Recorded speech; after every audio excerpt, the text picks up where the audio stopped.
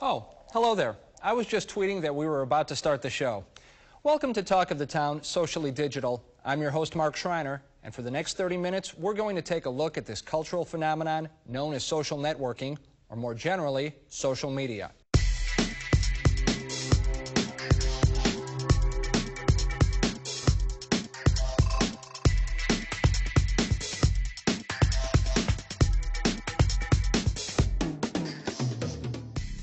Did you know that there are over 1 million people logged into Facebook right now? And in the time it takes me to complete this sentence, there will have been over 3,000 new tweets posted on Twitter.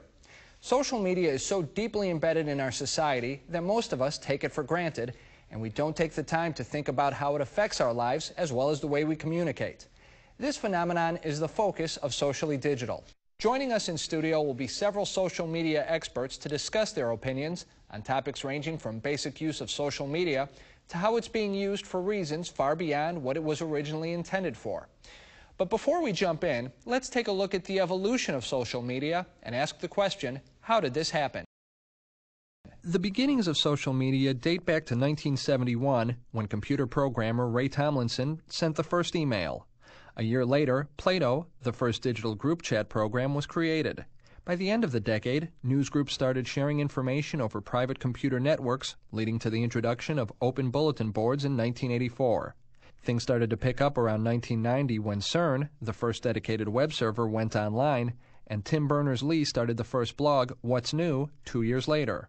In 1995, Classmates.com, a site aimed at reuniting old friends, introduced the Internet to social networking for the first time. By 1996, there were already 100,000 web servers online and 1 million up and running by 1997. That same year, 6degrees.com launched what would set the pattern for all social networking sites to come, focusing on user-created profiles and allowing users to comment on each other's pages. The growth of social media really took off around the turn of the century with the rise of online communities like LiveJournal and Friendster. In 2003, when both sites broke 1 million users each, investment companies took notice, putting $50 million into the advancement of social media, leading to the development of Skype, LinkedIn, and MySpace. Within a year, Skype reached 10 million downloads and 5 million people joined MySpace. MySpace usage quadrupled in 2005, and Skype downloads increased tenfold. That same year, Facebook opened to the public and YouTube launched, each with immediate popularity.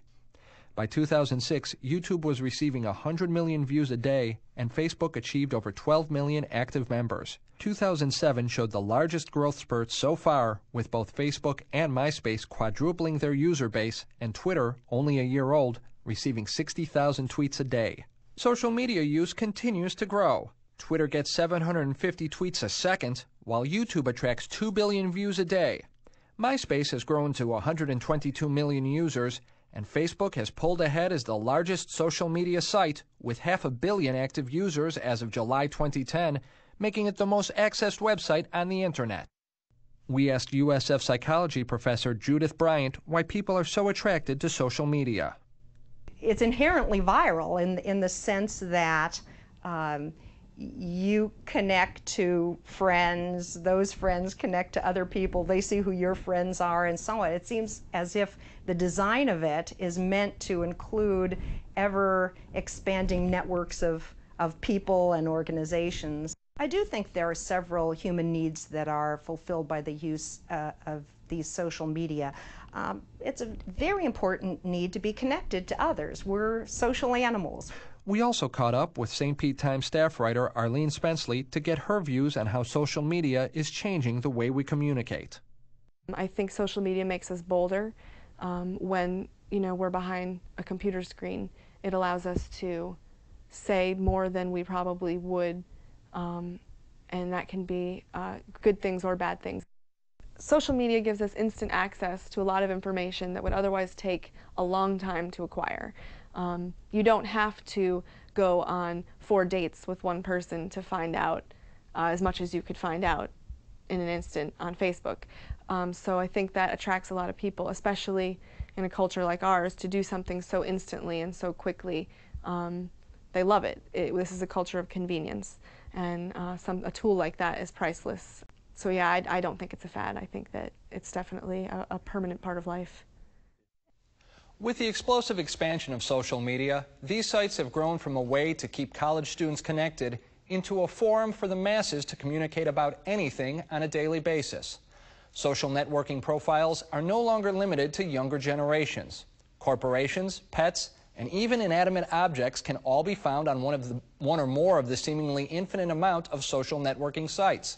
In this segment, we will explore how people outside of the original target audience for social media use it in a way we like to call non-traditional.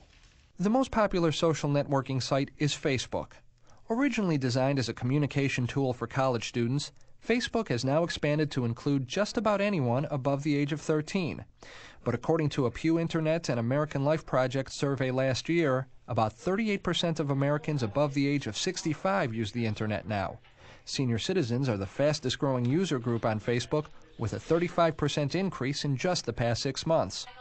Places like the Osher Lifelong Learning Center provide courses for seniors on how to use a variety of technology, including social media. I think one of the real benefits of the Osher Lifelong Learning Center is the fact that it gives older people an opportunity to get in touch with the new things that are going on today, new technologies and other kinds of things. And I'm fairly certain that it's one of the things that's beneficial to the aging process. The more that you use your mind, the more that you're involved with things, the more opportunity that you have to age gracefully. Teresa Ferrero joined Facebook to keep in touch with friends and family. Despite qualifying as a non-traditional user, Teresa and others like her seem to use social media in very traditional ways. I thought it was only for young people. My son always in the Facebook and my space or something, and I say, well, these people are crazy, but now I enjoy it because since he connect me with the Facebook, I really enjoy that because I also find a lot of friends from Colombia that I haven't heard from them in so many years. Members of the U.S. military are another group of non-traditional users who use social media to keep in touch with family members while stationed away from home. Rex Temple, a senior master sergeant in the U.S. Air Force, discovered the power of social media after starting a blog to share his experiences while overseas. I kind of accomplished my goal by writing this blog and knowing that the American public was reading it. It gave them another viewpoint, and I got to see things that a lot of journalists didn't. Sergeant Temple feels that social media has improved his relationships. It has enhanced my marriage with my wife and just communication with my family. He also took his blog a step beyond just communicating with his loved ones. When I was out on a humanitarian mission, I met an 8-year-old boy. He didn't want any candy. He wanted my pens. And through my interpreter, he explained that the boy wanted a pen for school, and he was too poor to buy any pens or pencils. And so this really motivated me to start this grassroots organization. And through my blog, I was able to reach out to the American public, and so far up to 17 states have participated in donating school supplies for Afghanistan. There was no way I could reach out to those 17 states that participated without the social media through the blog. Social media even allows what is perhaps the most intriguing non-traditional use: profiles made for users who can't make their own profiles. For example, many pet owners communicate from the perspective of their pets through social media sites such as Facebook, or more exclusively, mypetprofile.com. But it doesn't stop there. Facebook users also make profiles for their favorite cartoon characters, plants, or whatever it is they like. Even Tampa Bay's Mystery Monkey has his own Facebook profile with over 81,000 fans. So as these new tools of self-expression evolve, people will continue to explore new and creative uses of social media. Joining us to talk about the expanding non-traditional use of social media is Assistant Professor Dr. Kelly Burns. Dr. Burns, welcome to the show. Hi, thank you. Thank you. Now, first, the growing number of senior citizens, not only is it affecting them, but it's also affecting the nature of some of these social media websites like Facebook, correct? Right, right. We are seeing, although a lot of older people are embracing social media, and that's where we're seeing a lot of the growth in social networking sites like Facebook these days.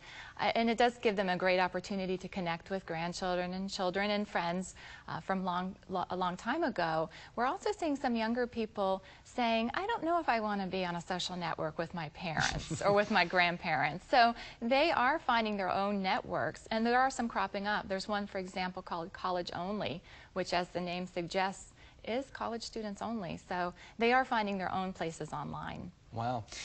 Then also the idea, though, of keeping in contact with families that maybe, like me, relatives up north, or as we saw with Sergeant Temple, halfway around the world. There's still that need there, though, is there not? Right, right. When you think about particularly military families, you're often dealing with a lot of young people. So we're thinking, when you think about the troops, they're young men. They've used, or young women as well, have used Facebook previously before being deployed to connect with their family and friends, and want to continue using that to connect with their family and friends. And other people can use a blog, for example, like Rex Temple, for example, used his blog to connect with people. So you might not always be able to talk to your spouse, talk to your children, talk to your parents, but if you can publish what's been going on a blog, then they can read it whenever they want to.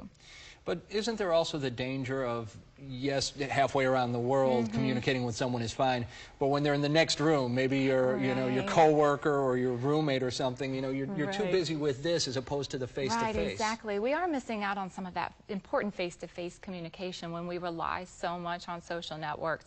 And it's funny because sometimes I see married couples and I see them going back and forth on Facebook, talking to each other that way, or people texting each other from different places in the house. So I think, although social networking is wonderful and connects us with people that we would not normally be in touch with, we do still miss that personal touch that maybe a phone call or a face-to-face visit can provide. And one of the things you and I were discussing before was just the idea of the unusual nature of some of the social networking. Pets and other objects. What were we saying there? Right. So, yeah, a lot of pets, if you look up on Facebook, there are thousands of profiles for pets. And so I think people are they love their pets. They like to take pictures of their pets and want to talk in their pet's voice and think about what their pet might be saying. So a lot of people have created profiles. You may or may not know about Sockington. Sockington has a Twitter account, and Sockington is a cat. And your cat? Not my cat, but Sockington is a famous tweeter, I should say, with 1.5 million followers. Wow. So that's quite a bit more than, for example, I have, or maybe even you have. So yeah, definitely, this is something that's very, very popular. A cat with 1.5 million followers. Right. USF Assistant Professor of Mass Communications, Kelly Burns, thank you again for joining us. Thank you, I appreciate it. The rapid rise in the presence of social media in our society has attracted more than just people who are looking to stay in touch with friends. It's also brought about new ways to mass communicate information, whether it be marketing a product, delivering the news, or for career networking purposes. In this segment, we will take a look at the use of social media from the perspective of the professionals who are beginning to explore this new territory. Marketing through social media involves more than just putting an advertisement out into cyberspace for people to view. It's more about getting potential consumers involved with the product and building a lasting relationship. When you're doing a traditional media campaign, you want a huge number of people to see your ad or your story, and you want those people to see it multiple times. When you're doing a social media campaign, you're really focused on action. Whereas with traditional media, yeah, that's your eventual goal, but it's really hard to measure that. With social media, it's almost all internet-based, so you can directly measure clicks. It's very important when you get somebody clicking, because what that tells you is, somebody cares enough to take the click. After a company has established a strong following, using social media is a very effective way to keep their customers engaged. Now, one of the advantages of going the social media route is that you're touching people who already care, or at least that's the goal. So instead of talking at people, you're able to both hear what they have to say and make sure that you're not wasting your time on people who don't care what you have to say.